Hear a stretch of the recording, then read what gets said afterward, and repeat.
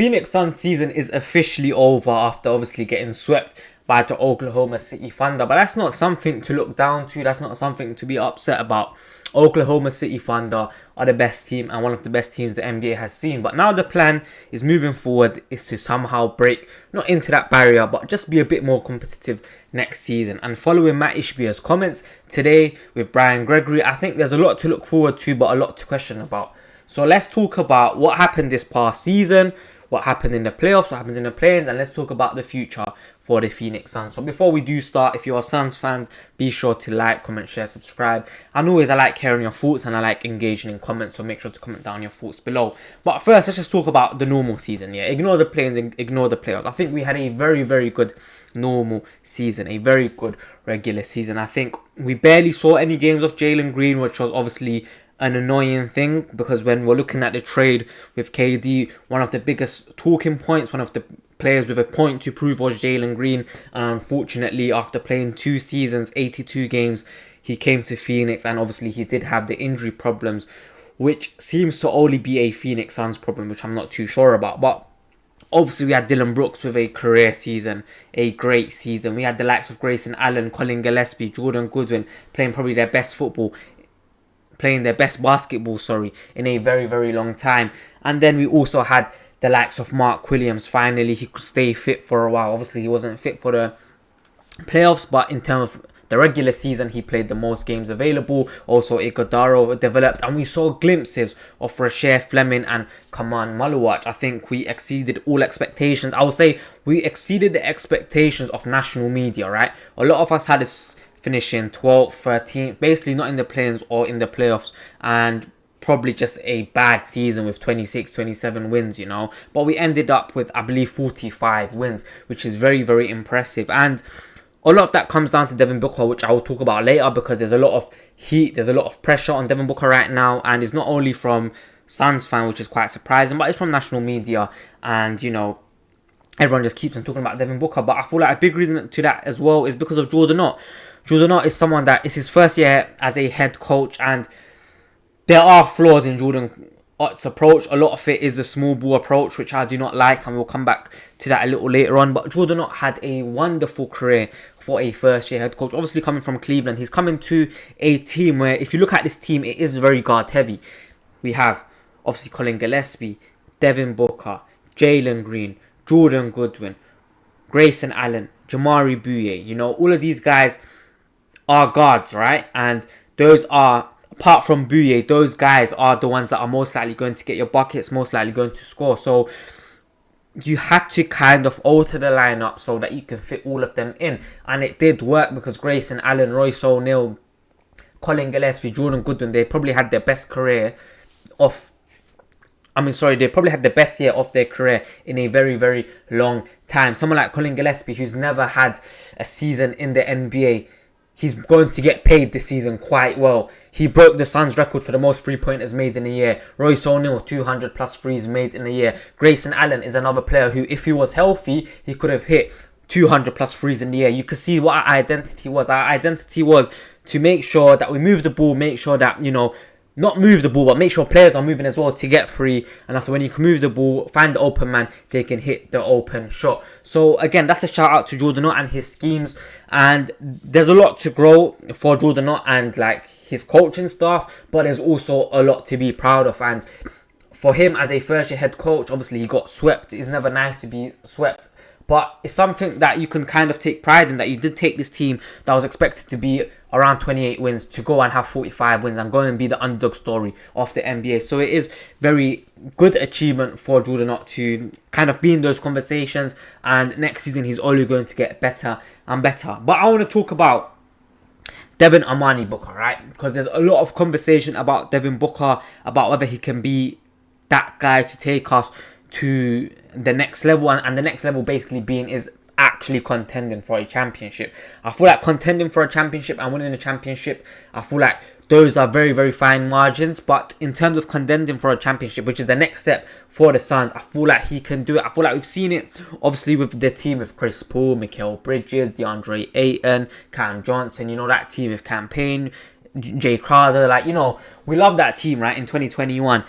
But people always had the argument that he had Chris Paul next to him, and Chris Paul was a fabulous leader, right? He was a great leader, and he always got Booker good looks. He always made sure that he was the one that was kind of ball handling majority of the times, and he made sure that everyone's off-flies was easier, not only Devin Booker, because DeAndre Ayton had a great career, had a great few years at the Suns because of Chris Paul, right? But now it's time for Devin Booker to step up, and I do believe that this year he stepped up, you know.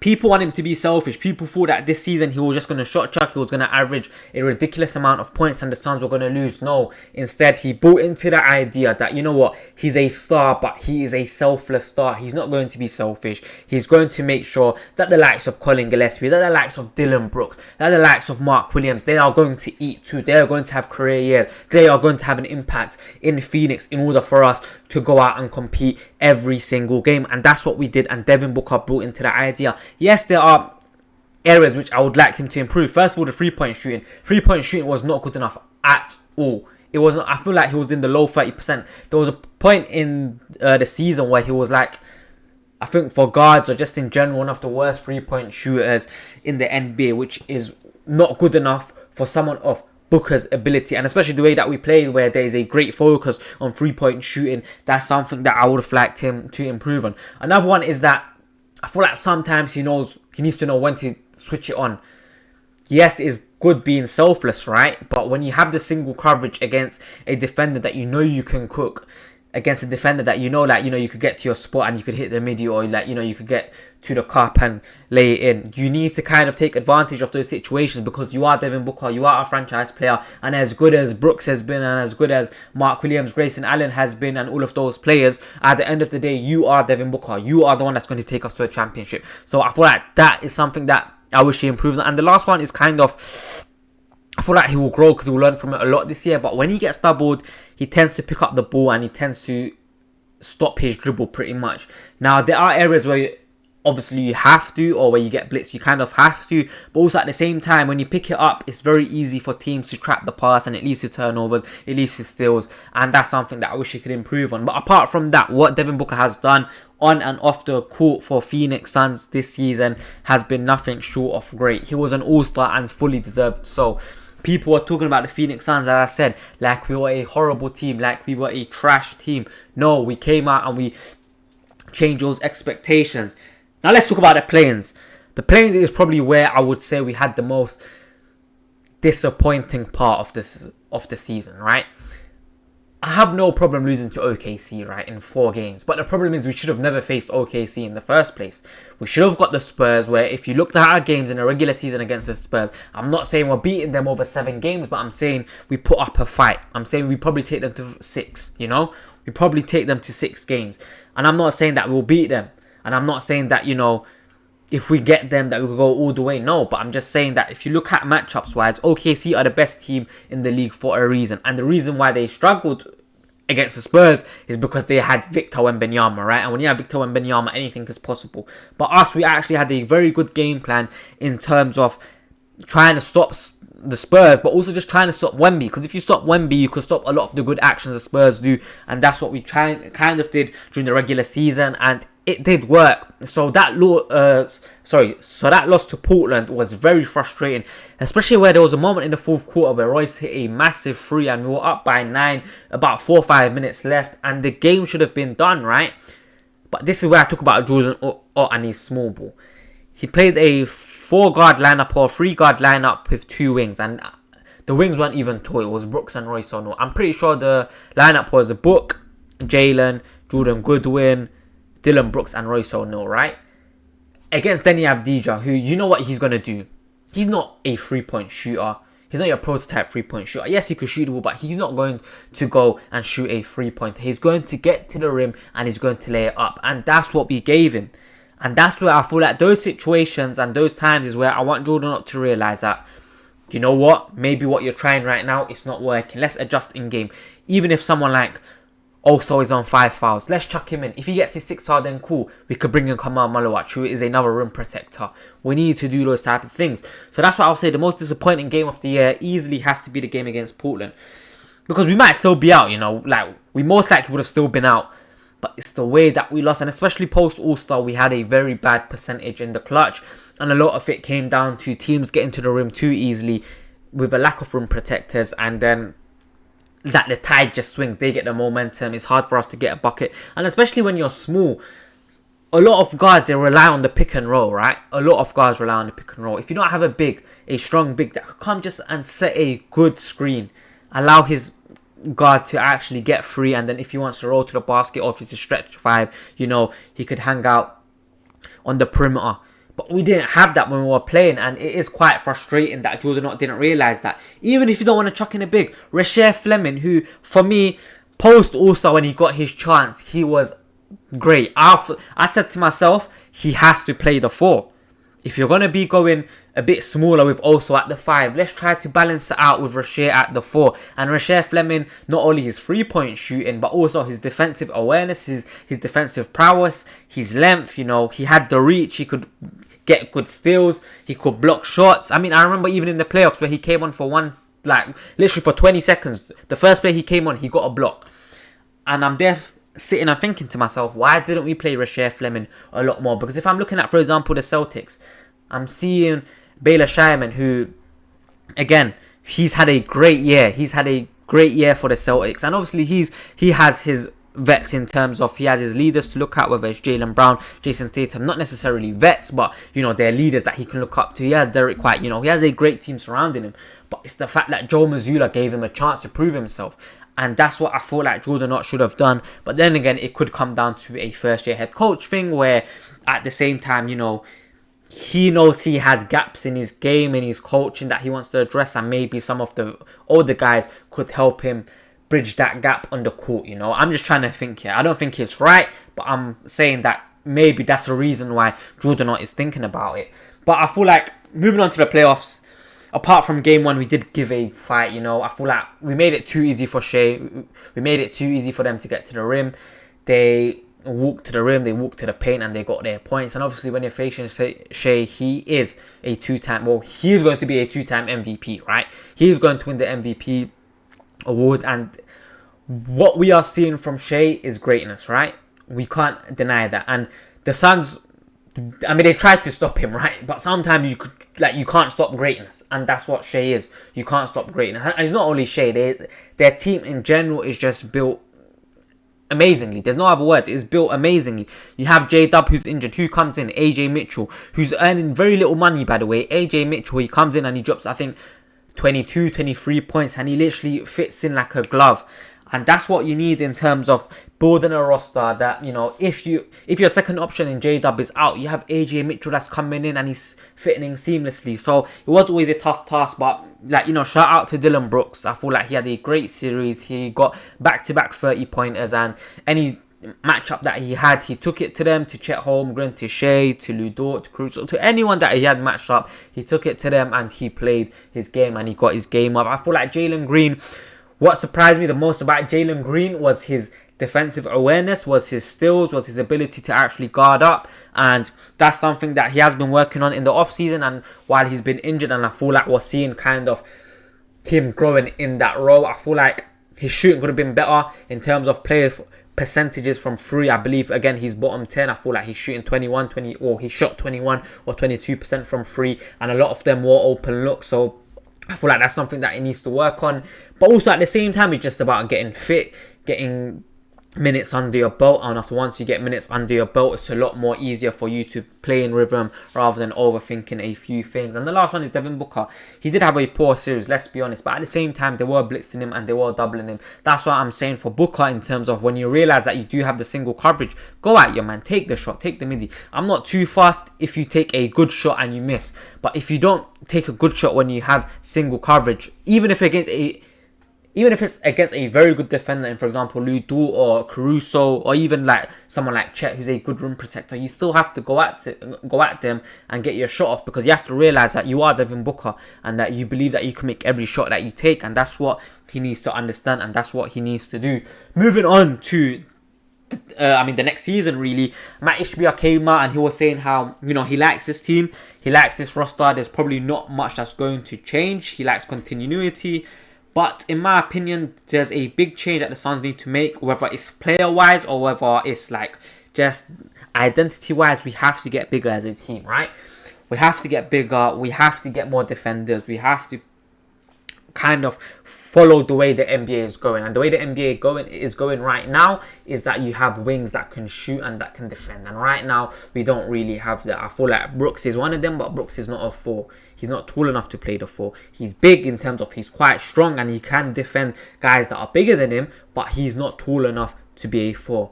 We need to trust either Rasheer Fleming or make some trades in order to get a 4. Shout out Royce O'Neal again, who had a great year. But a lot of the season he was playing the 4. And it was frustrating watching him play the 4. As you watch my past videos, I probably have said that before. But also at the same time, I realised myself that he's playing a role that he should not be playing.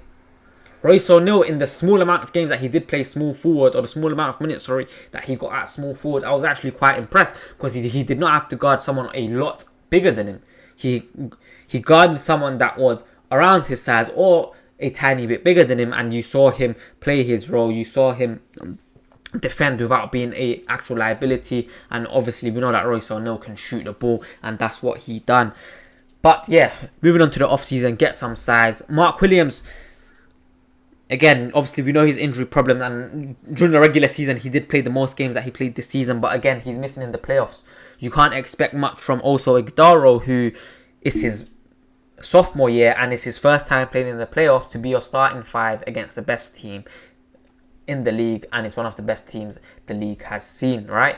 And it's the same with Kamal Malawach, right? We have Kamal Malawach, who's a rookie. He barely played during the season, who has a lot of things to work on, and you almost want him to play against the best team and have a positive impact. It's very hard for him to do. Shout out Kamal, shout out also for me. Also, actually had a decent series, but there's a lot for him to learn in terms of him closing out certain shooters, in terms of him reading plays, in terms of him reading what pass to make, in terms of him actually finishing around the rim. I feel like there's a lot of things that he can work on. But again, he's a second round pick. He's a 45th, or I don't know what pick he was, but he was late in the second round. There's not much you can expect from him, and he's massively overperformed. But as I said, you have to get bigger. You have to get a 5 that protects the rim pretty much, right? Someone that deters players away from the rim, that makes it harder for them to score. That's the number one problem for me.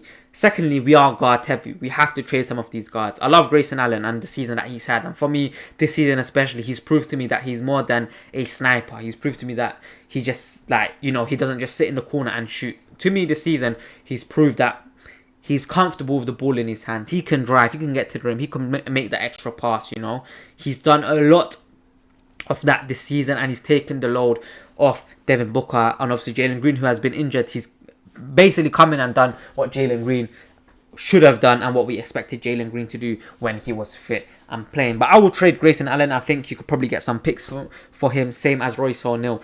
With Grayson Allen, if he proved to me that he can play maybe not 82 games, but if he proved to me that he was fit for majority of the season and he didn't have injury problems, and obviously he didn't miss the playoffs as well, I probably would have kept him. But the position the Suns are in, they'll probably get a few second round picks for Grayson Allen, especially after the year that he's had and the way that the NBA is dying for 3-point shooters. We have 3 top 3-point shooters in terms of Grayson Allen, Royce O'Neal and Colin Gillespie. I expect Colin Gillespie and Jordan Goodwin to be re-signed, and they should be re-signed. Royce O'Neal, I expect to be traded, and I expect the replacement to have already come in Haywood Highsmith. Grayson Allen, I expect to be traded for some size, because we do have a lot of guards. We have Booker, Jalen, Colin, Jordan Goodwin, and then we also have Kobe Brea, who, if you watch a few Suns content creators who cover the G League, they will tell you a lot about Kobe Brea and the potential that he has, especially since at college he was an amazing shooter. They'll tell you about his potential. I don't know what we do with Jamari Bouye, but yeah, I would trade Grayson Allen in hope for some size, in hope for a wing, or if not, for some second round picks. I feel like we have to somehow get picks this draft, whether it's early second rounds or late first rounds. I feel like this draft class is stacked. I'm not saying I watch college basketball, but again, if you watch the content from those who watch college basketball, they will tell you a lot that this year is absolutely stacked. And if your team can get a first round pick or an early second round pick, then it's something that you should be looking to do. So hopefully we do that. Mark Williams, as I said, I would re-sign and trade him because he's a restricted free agent. I'll re-sign him and see what the market is like. If the market is saying that, we can get a decent 5, right? We don't we don't need the output that Mark Williams gave us. But we need the rim protection, we need the defense, we need, you know, the smaller things that Mark Williams kind of didn't give us, because if you're looking at his rim protection numbers, it weren't the greatest. So I feel like that's something that we have to identify and somehow change. Obviously, the Suns don't have a lot of assets and a lot of things to work with, so it's building on the fine margins. There is rumours about Ja Morant. I would not do the Ja Morant trade, because first of all, if you go for Ja Morant, you have to lose Jalen Green, right? Now, Ja Morant is coming off an injury-ridden season. There's a lot of baggage that he comes with, and there's no guarantee that he comes in and he comes in and is able to be the Ja Morant that we all love and that we all know. Whereas Jalen Green, obviously, he's coming off a season as well where he was injured, but I feel like there's a lot to work with, there's a lot to build with, and especially with him, Booker and Dylan Brooks, I do trust them to take that step and take that leap next year. In terms of players, I'll look at someone like Precious Achiuwa, who can cover both the 4 and 5, who is someone that could create plays offensively, is someone that can protect the rim, that is someone that's a bit versatile, obviously could play the 4 or the 5, and is someone that I'll be looking to bring in. I would love one of the wings from New Orleans, Sadiq Bey. I don't think it will ever happen, but if Sadiq Bey can come in and play the 4, I'll be so happy. I'm more than open right now to trading Ryan Dunn. I feel like Ryan Dunn, I gave him this season, right, and he hasn't shown me enough, because he's too much of a confidence player, and in a area where like the Suns don't have much room to work with, I feel like a team is willing to take the risk on Dunn and kind of willing to take him for what he is, right? And if Ryan Dunn was like an amazing defensive player, then cool, you can keep him and you can kind of give him that leverage and say, you know what, if you stay for one more year, I expect your 3-point shooting to get better, blah blah blah. If not, then, you know, the following season we can trade him. But I feel like even this year his defense kind of has regressed. So if I'm looking at players that I'm keeping, like, I'm still keeping the bulk off the court, as Matt Ishbia said, right? He said he's going to keep majority of players. He don't really want to change map. I'm re-signing Colin Gillespie. I'm re-signing Jordan Goodwin. I'm keeping Booker, Brooks, Green. You know, I'm keeping also Godaro. I'm keeping my 2 rookies in Rasheed Fleming and Kamal Maluach. I'm keeping Haywood Highsmith. You know, I'm giving Kobe Bryant a chance next season. There's little things like that I will do, but then it's about getting bigger, adding some wings, adding some defense, and trying to make defense our identity alongside with the shot making that, you know, Jalen Green can do, Brooks can do, Booker can do. We've seen it from Colin. Jordan Goodwin, who can do a bit of both. He's a great defender, someone that can guard someone that's a lot bigger than him, but he's also taken a leap offensively in terms of what we've seen from his 3-point shooting. So there is stuff to work with. There is a lot of pieces that the Suns need to figure out, because whilst there's a lot of things we need to do, we don't have a lot of pieces ourselves to work with. We don't have any picks to work with. So it would be interesting to see how Brian Gregory does. But at the end of the day, I do trust Brian Gregory, especially after this especially after last off-season. I do trust Brian Gregory to get some things, and I do trust us to take a leap next year. I trust us to get better. There were about 10 wins we left off the table this year. Booker said it and Jordan Knott said it as well. If we could improve even 5 wins, or a 6 or even a 5th seed next year. So there are a lot of things to look forward to, but there are also cause for concerns. As always, I try to give both sides of the coin, right? But if you are a Suns fan, if you are an NBA fan, make sure to comment down your thoughts below, whether it's Devin Booker, Jalen Green, Brooks, the trades we should make, Matt Ishbia, Jordan Knott as a coach, small ball, all of that things that have come up in Suns talk. Make sure to comment down below your thoughts, and, you know, I'll be back to making videos as well. Not only Suns videos, but I'll be making videos based on the playoffs. It has been very interesting to watch, so be sure to look out for content based on that. But I've been your boy Najib is the Sun, and I'm out. Peace.